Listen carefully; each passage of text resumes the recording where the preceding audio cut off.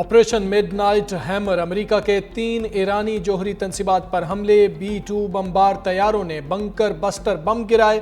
امریکی وزیر دفاع کی پینٹاگون حکام کے ہمراہ پریس کانفرنس۔ کہا امریکہ نے ایران کے جوہری پروگرام کو تباہ کر دیا، دنیا کو امریکی صدر کی بات سننا ہوگی۔ آپریشن مڈ نائٹ ہیمر انتہائی خفیہ تھا۔ صدر ٹرمپ نے کئی بار کہا ایران جوہری ہتھیار نہیں رکھ سکتا، اسرائیل کو تمام اتحادیوں کی حمایت حاصل ہے۔ جنرل کوریلا کی سربراہی میں آپریشن مڈ نائٹ ہیمر کیا گیا۔ اقوام متحدہ کی سلامتی کونسل کا اجلاس۔ مشرق وسطی میں غیر مشروط جنگ بندی کے لیے سلامتی کونسل میں قرارداد پیش۔ قرارداد روس، چین اور پاکستان نے پیش کی۔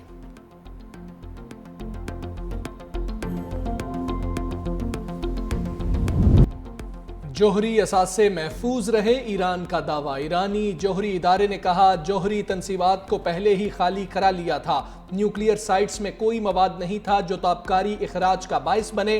عالمی جوہری توانائی ایجنسی کی تابکاری نہ پھیلنے کی تصدیق۔ کہا امریکی حملے کے بعد سعودی عرب یا خلیجی ممالک کے ماحول میں تابکار عناصر کی موجودگی نہیں پائی گئی۔ سعودی عرب کے جوہری ریگولیٹر کی بھی تابکاری نہ ہونے کی تصدیق۔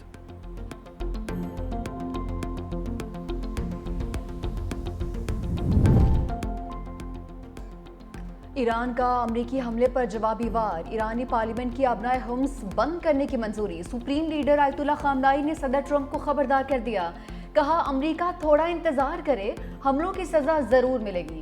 امریکہ کو پہنچنے والا نقصان ایران سے کہیں زیادہ ہوگا۔ ایرانی صدر مسعود پزشکیان کہتے ہیں واضح ہو گیا امریکہ ایران کے خلاف اسرائیل کی جارحیت کا اصل ذمہ دار تھا۔ امریکہ نے اس جنگ کے آغاز میں اپنے کردار کو چھپانے کی کوشش کی۔ ایرانی افواج کے طاقتور جواب نے صہیونی کمزوری کو بے نقاب کیا تو امریکہ کھل کر سامنے آ گیا۔ اسرائیل اور امریکہ دونوں بے نقاب ہو چکے ہیں۔ اب وقت آ گیا کہ قوم اختلافات بھلا کر اپنی طاقت کو یکجا کرے۔ امریکہ نے ریڈ لائن کراس کی، اب ہمارے جواب کا منتظر رہے۔ ایران کی وارننگ۔ وزیر خارجہ عباس اراغچی کہتے ہیں اپنی آزادی اور خود مختاری پر کوئی سمجھوتا نہیں کریں گے۔ امریکہ نے جو کیا وہ ناقابل معافی ہے، اب اسے نتائج بھگتنا ہوں گے۔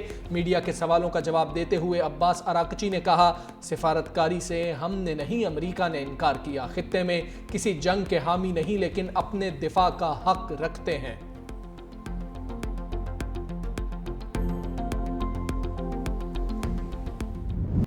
جنگی جنونی نیتن یاہو دنیا کو تباہی کے دہانے پر لے آیا ہے۔ اسرائیلی وزیراعظم کے حملے پر ٹرمپ کی تعریفیں۔ کہا امریکہ کا ایرانی نیوکلیئر سائٹس پر حملہ مکمل کوارڈینیشن سے ہوا ہے۔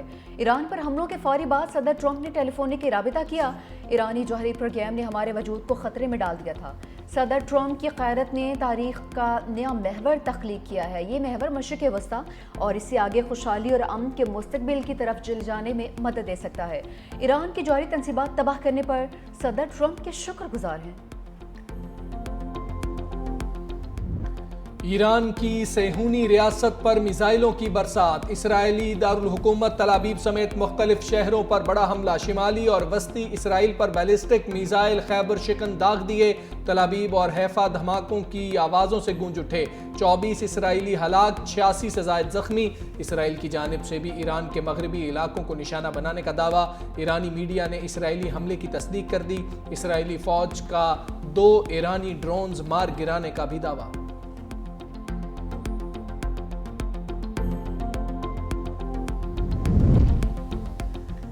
ایران امریکی حملے کے بعد سفارتی محاذ پر بھی سرگرم۔ ایران کی درخواست پر سلامتی کونسل کا ہنگامی اجلاس آج ہوگا۔ ایرانی جوہری پروگرام کے سربراہ کا IAEA کے سربراہ کو خط۔ امریکی حملے کی تحقیقات کا مطالبہ۔ عالمی جوہری توانائی ایجنسی کا اجلاس کل طلب۔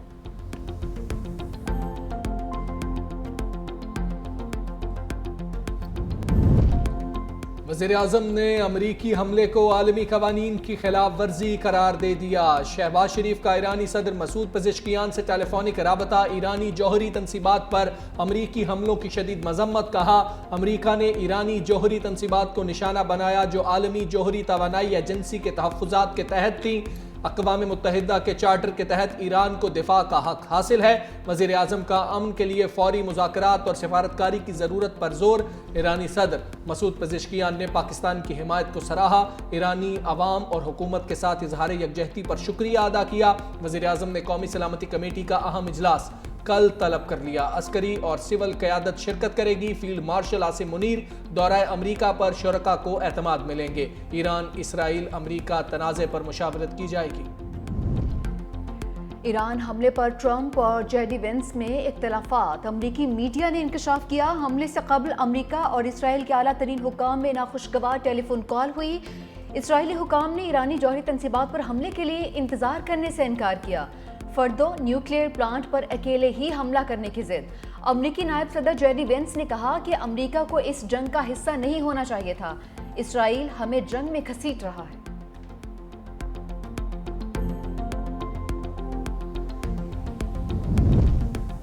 امریکی وزیر خارجہ کی ایران حملے کے بعد عجیب منطق، کہا امریکہ ایران میں جنگ نہیں چاہتا، دنیا اب 24 گھنٹے پہلے کی نسبت زیادہ محفوظ ہے، ایران نے اگر جواب دیا تو یہ اس کی سب سے بڑی غلطی ہوگی، ایران میں حکومت کی تبدیلی ہمارا ہدف نہیں، بات چیت کے لیے تیار ہیں، پیشکش اب بھی موجود ہے۔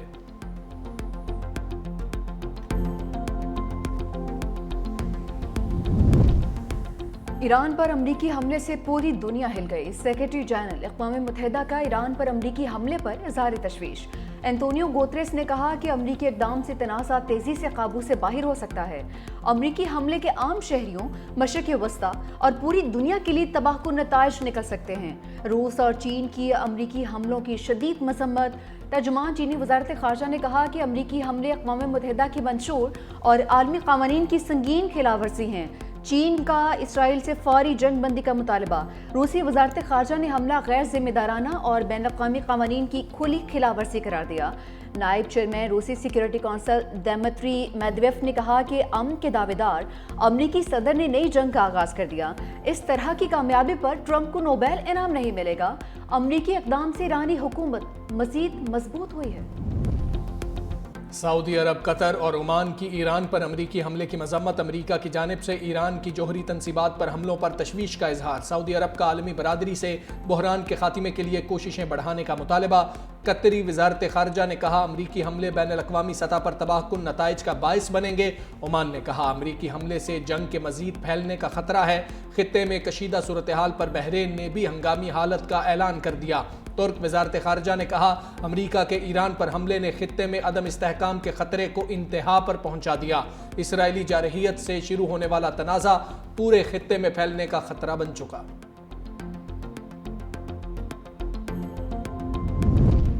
برطانیہ، آسٹریلیا اور نیوزی لینڈ امریکی حملوں کے حامی۔ برطانوی وزیر اعظم کیئر سٹارمر کی ایران پر امریکی حملے کی حمایت۔ ایران سے مذاکرات کی میز پر واپس آنے کا مطالبہ بھی کیا۔ کہا کہ ایران کو کبھی بھی جوہری ہتھیار تیار کرنے کی اجازت نہیں دی جا سکتی۔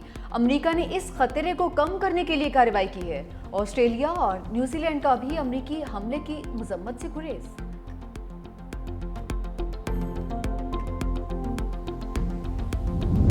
اور شام کے دارالحکومت دمشق میں چرچ کے اندر خودکش دھماکہ، 25 افراد ہلاک، متعدد زخمی۔ امریکی شہر مشیگن کے چرچ میں فائرنگ، ایک شخص زخمی، سیکیورٹی اہلکاروں کی فائرنگ سے حملہ آور مارا گیا۔